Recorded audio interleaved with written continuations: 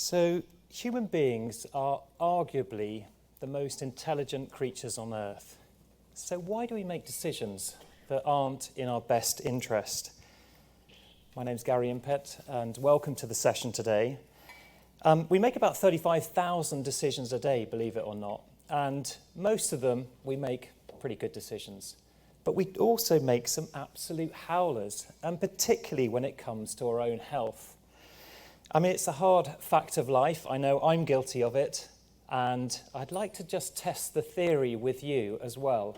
So, put your hand up if you've ever opened a packet of biscuits, intended to take one, but taken several, or maybe even a whole packet.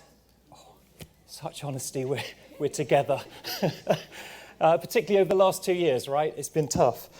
And another quick question. So how many of you have also not done perhaps enough exercise over the last month? Okay. So again, me too. And so why is that? Why do we not do what's best for us in the longer term? Well, there's good reason for that. And according to Professor Hirschfield, there's scientific evidence to back it up too.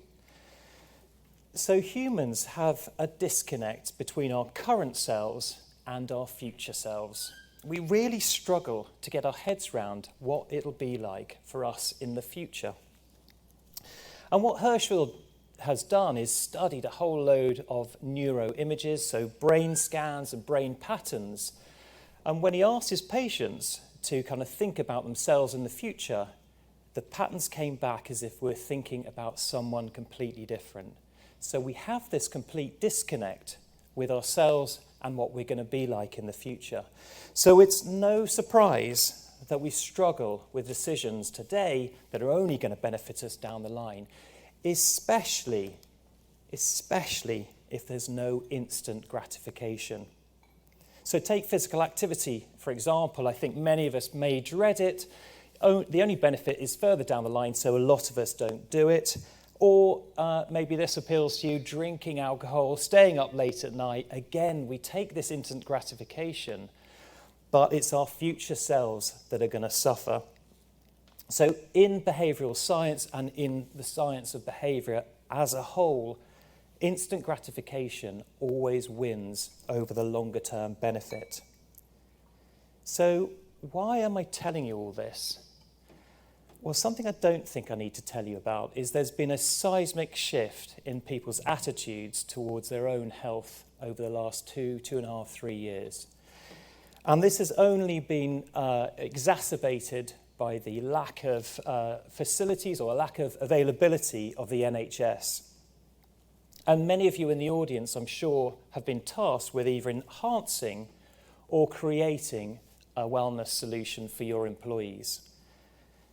But what you may not realise is that 88% of the UK's preventable disease burden is actually avoidable with better lifestyle choices. So there is definitely light at the end of the tunnel. And this is a big change, actually. If you go back 100, 150 years, we were fighting disease, and much of the medication is now in place. So we don't need to worry about disease. It's literally in our own hands to live longer, healthier lives. And the clever people actually at Oxford Health Alliance have distilled all that health data into this really simple diagram. There are 3 lifestyle choices that we all make on a daily basis that directly contribute to 50% of all deaths. So if we could just change our lifestyle choices on a daily basis, we would change this dynamic. But as we know, it's not that simple. And here's where behavioural science can really come in and help.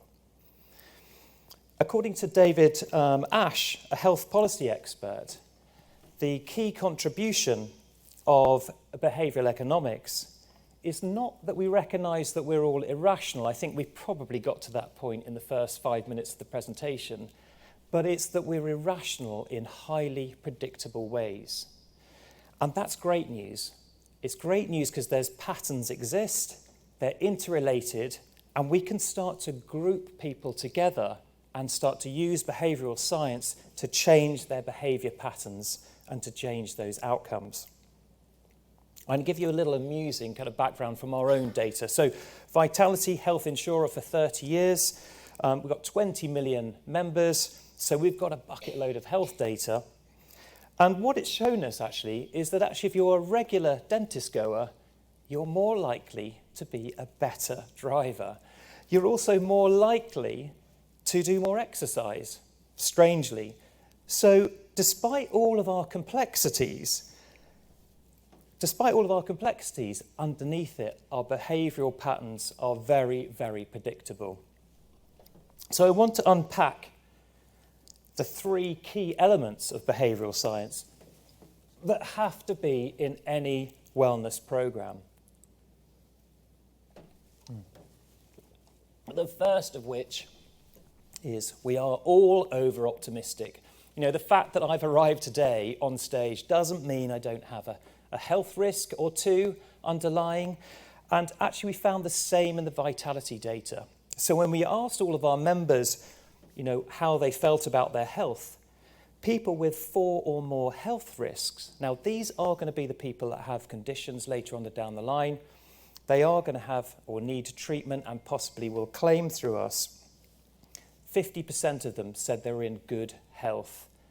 Now, that disconnect is a real problem because clearly, if you don't believe you're unhealthy, you're very unlikely to do anything about it.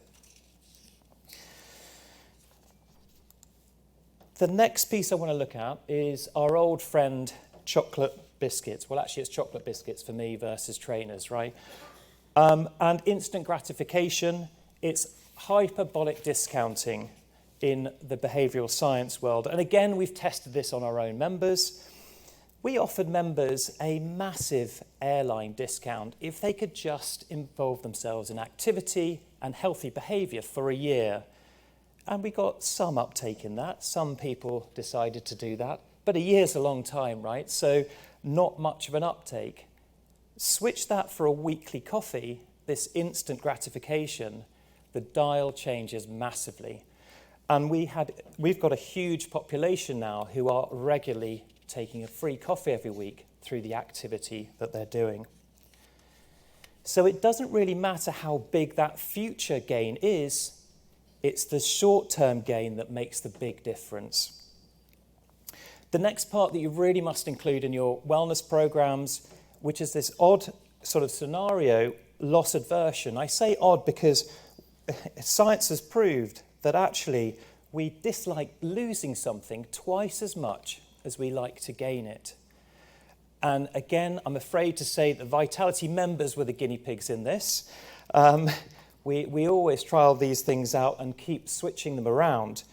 And within the Vitality programme, we gave members a free Apple Watch. So members can get a free or heavily discounted Apple Watch if they just continue to keep exercising and keep active. As soon as they stop, they start losing money. We start charging them for the Apple Watch. Do you know what? It's amazing how much that will change the dial. People don't like losing money.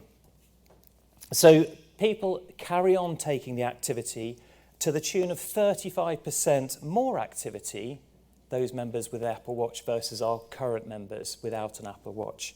I mean, that's like doing 2 or 3 extra kilometres a week, walking or running. So that's the big dial change here.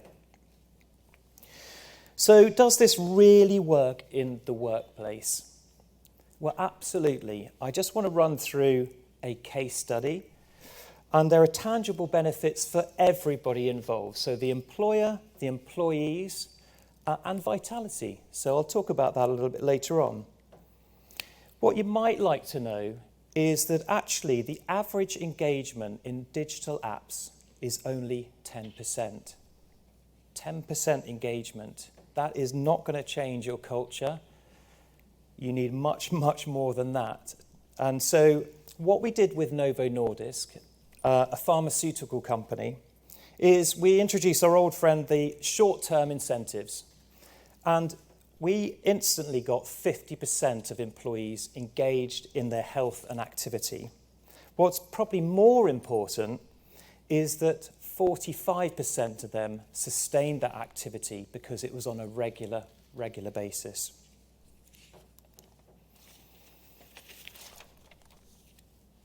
So now we've got engagement in healthy activity. We're starting to build a culture of health and wellness. And what we found is activity, physical activity, is the catalyst for a lot of change. You know, once you start being active, your mental health improves. You will have an interest in your nutrition. And so we're starting to go back to those 3 key aspects that the Oxford Health Alliance looked at, which is nutrition and activity, and the final one was smoking. In this instant, we looked at mental health. And in all 3 areas, we improved those metrics for Novo Nordisk. And the other element that came out of it, and Chris Whitty would be happy with this, is that 87% of the employees were doing more than 150 minutes of exercise a week. I don't think there's many companies that you could say that have that engagement level. So we've got a growing culture of health and wellness, which leads to our kind of ROI factors. There's better productivity. What you may not also know is that the healthier you are, the more satisfied you are with your job as well. So they go hand in hand. And we looked at the wider data as well in Vitality. So we survey about 185,000 people through Britain's Healthiest Workplace. And the data shows that the difference between the least healthy and the most healthy people is 44 days productivity. So that's absenteeism and presenteeism combined. That's a massive gain for any company. In Novo Nordisk's case, we improved their productivity by 11 days. That equated to £1,300 per employee, and you only have to start multiplying that up by the 1,000 employees they had to realise there's a massive return on investment gain here. So we've got healthier employees and... Oh, is that my timer? So we've got healthier employees, lower health risks across all demographics, and the result, as you may imagine, is reduction in their private medical cost as well, to the tune of 28%. Now, that was a huge, huge amount for them. And I'll come back to the shared value piece, because everybody gained something out of it. The employees gained, they were healthier, more job satisfied, living longer, more productive lives. The employer had a more productive workforce, a reduced PMI cost, and Vitality ourselves benefited because we were having less claims and more able to put benefits back into the system for the employees. And that's all thanks to behavioural science. It really does make a difference. If it's not in your programme, you will get no change. And so here's the crux. Last year alone, there were 90,000 health apps released. The vast majority have absolutely no behavioural economics built into them.